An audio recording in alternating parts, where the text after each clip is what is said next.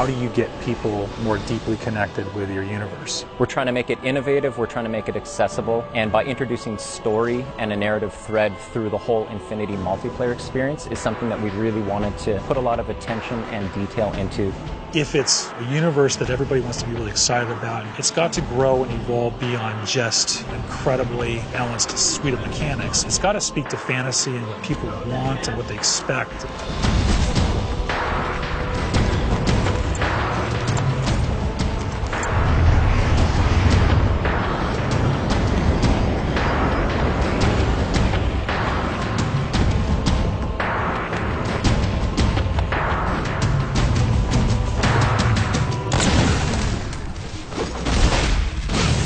Something we really wanted to do with Halo 4 was to bring a new perspective to Halo multiplayer. Flank assassination! The high-level philosophy for multiplayer was that we wanted to unify the competitive and cooperative experiences under this one big narrative banner that we call Infinity. The Infinity is a UNSC ship that is home to the Spartan 4 program. Really try to contextualize multiplayer in such a way in which it doesn't feel like abstracted game mode off to the side. It feels very much part of the same universe. We knew we wanted to expand the audience as far as we could, but still satisfy the core as much as possible. We had to break everything down to line-by-line evaluation of our current scripts and redefine that core loop to not make it like Halo 2 or like Halo 3 or something in the middle, but make it Halo 4. Halo starts with a philosophy that we've upheld, which is that your gameplay mechanics are consistent across every mode, so they don't change. We want to give players the power to choose which weapons they take in. People have their own personal favorites. It's a growth system in that you're unlocking customizations for your character, you're unlocking new weapons and abilities, but that's also helping to train you how to use those over time. You have armor abilities and armor mods, which are sort of under-the-hood modifications to your armor that give you abilities, give you passive changes. And then that completely fit in with our new scoring system. There's a lot of actions players take in multiplayer that contribute but don't necessarily put a score on the board. Because of the objective medals and all the extra ways you can score in a match, no players are finishing the game with a 0. Hail Mary. So one of the big things for us was making sure that people felt involved, felt like they could always contribute in some sort of way. You're getting rewarded for teamwork, your style, your kills, your assists, the objectives you complete. And as you do that, you're going to get medals that fill up your ordnance meter. Ordnance ready. Once your ordnance meter fills up, the UNSC Infinity gives you 3 rewards you can choose from. Those are going to be power weapons, power-ups, or grenades, and you can call them down right to you. Request confirmed. We've added what we're calling a situational record. That's a replay of the person that just killed you and how they killed you. It just adds a bit more information for players. The matchmaking system has evolved to let us join in progress. Overall, this means players will be getting into games faster and more often. So the new CTF really focuses on trying to encourage a little more team play. In the past, there was a lot of dropping of the flag and changing of roles. Now when you pick up the flag, carrying flag, you're 100% committed, and at that point, your role is now to deliver that flag. Your HUD will change to tell you exactly where the deliver point is. Everybody can see exactly what it is that they're supposed to do. If you don't have that flag, then you'll still get points for helping your flag carrier, driving him around, assisting him, saving his life, returning your own flag, defending your flag against the enemies. It's a much more intense experience for all of the players. Enemy team scored.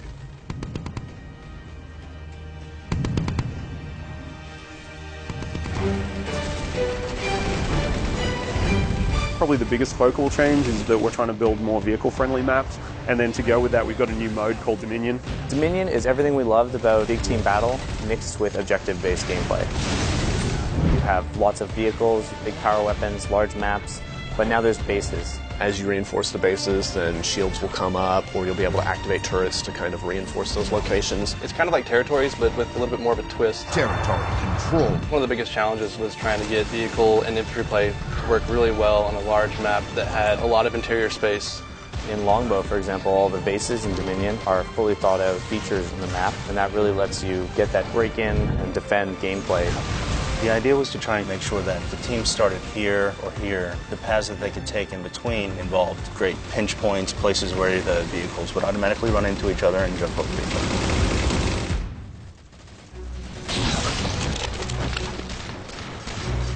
Whenever we start a space, we need to concentrate on a few key things. One is that there's distinct landmarks everywhere you look so you can orient yourself and you never get lost while you're playing. Two is that whenever you're moving from location to location, if you're jumping across a gap, that none of those jumps feel frustrating. So, for instance, floods are a replacement for infection, and players have higher jump height. Infected. We needed to make sure that we could make a map that you're always going to hit your target, you're always going to be able to move around smoothly. Flood is a spiritual successor to Infection. We knew how popular this mode was, we knew it had a lot to live up to, so we didn't want it to just be a Slayer variant anymore. The ground up, it's a new script, it's its own mode now. And now when you're Flood, you get this new character model, you get a big claw, which you can completely slice the survivors in half with.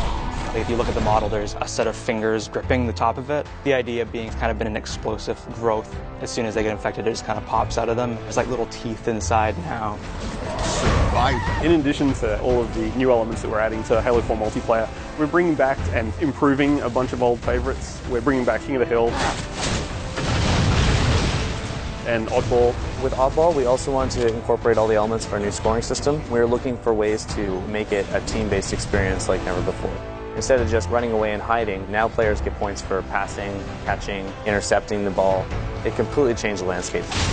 We're working with Certain Affinity to build content for multiplayer. It's a pretty huge undertaking. Certain Affinity's been a great partner to 343 for many years. They worked with us on the Defiant Map Pack and Halo Anniversary. For Halo 4, they helped us with a bunch of multiplayer and Forge maps. And one of those maps will have a Griffball core in it. Gain the lead. Forge is our toolset that allows players to customize their own levels. So we give multiple spaces that each have unique components that you can kind of mix and match to make your own layouts. We felt like a previous permutation of Forge wasn't necessarily the most accessible. The biggest thing for us was trying to increase the speed at which you can build things. We have a lot of new components. First is a magnet system, which makes it easier to line up pieces to each other. You see these little guys over here. These are hand-placed magnet points. Based on these points, you toggle it in the game, and you can actually snap pieces together. Another thing that we have is the duplicate object tool. So if someone has a crazy idea, you can just place something. Oh, I have a mongoose. I can make 6 more of those. Whenever you exit your editing mode, you'll end up seeing shadows cast on the pieces that you placed. I can place a block sort of anywhere I want, and they'll just sit there. There'll be no shadow on the ground. It'll look kind of like it's floating, even though it's actually quite close to the ground. But then if I turn the lighting on, boom, you instantly get a shadow there. There's going to be things out there where we just end up scratching our heads being like, how did someone do that?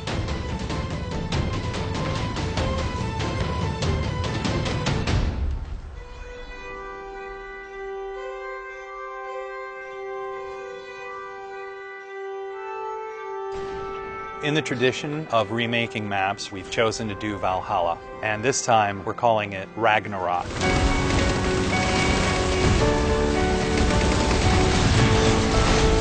It is almost identical to the original layout of Valhalla.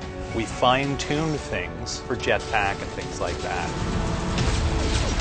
But the biggest change to this map is the addition of the Mantis. Mantis is probably the biggest new sandbox toy we have this time around. When you walk up to it, you'll see it sitting on the floor, and so you hop in this hatch in the back. On its right hand, it's got an enormous UNSC chain gun, and then on the left side, it's got a 5-canister rocket pod. You can use both weapons at the same time, and the rocket pod itself, you can charge up and actually fire all 5 rockets at once.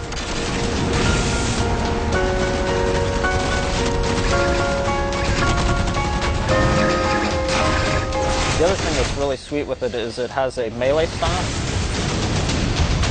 This is probably the most powerful vehicle in a Halo game since like the Scorpion or Banshee. We knew from the start that if we're going to put this in campaign, we have to bring a multiplayer. What better toy do I want to use than Battlefield in the back? When you look at Halo's audience, you've got a group of players that really gravitates towards campaign, and then another group of players that really gravitates towards multiplayer. The idea of knitting together the narrative and this gameplay experience was the genesis of where Spartanauts came from. The narrative thread through Spartanauts is absolutely huge. 6 months after the events of campaign are over, the crew of the Infinity is going down to investigate Requiem. Some of the old hands here know what you're in for. The rest of you, you're due an education. Each week you have a new episode of a series that's continuing to tell this evolving story. And then you have these 5 missions that tie directly to that episode. And actually, in some cases, you have a direct impact on what's happening in the next week's episode.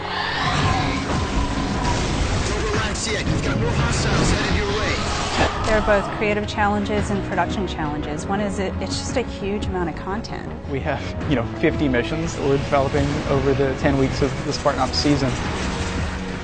We only have this much space, we only have this much RAM, we only have this much bandwidth. So we had to do a lot of technical trickery so that everything that we wanted to accomplish was able to happen.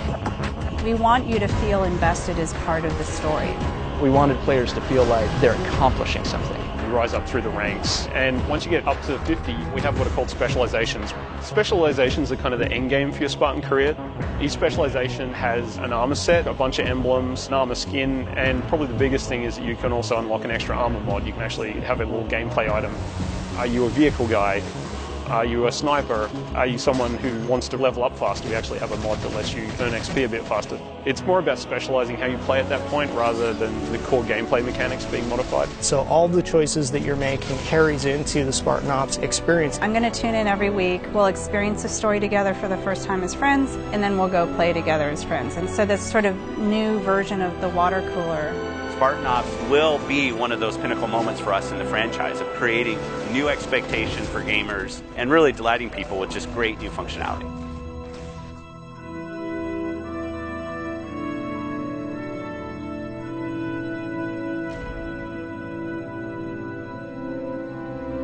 We're seeing just kind of the tip of the spear. Going where we want to go in the next steps is only made possible by building absolute confidence.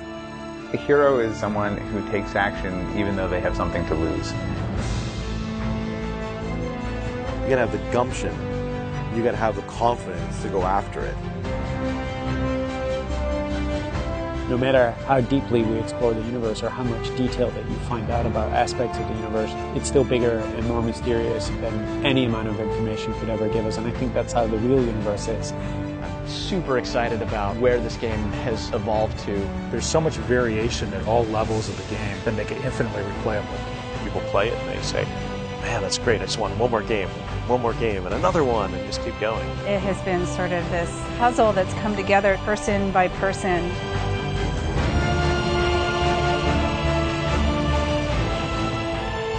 To me, that's the most fun thing, is seeing people play it, enjoy it, have fun. And it just started with that single spark, that single sentence from one designer to another.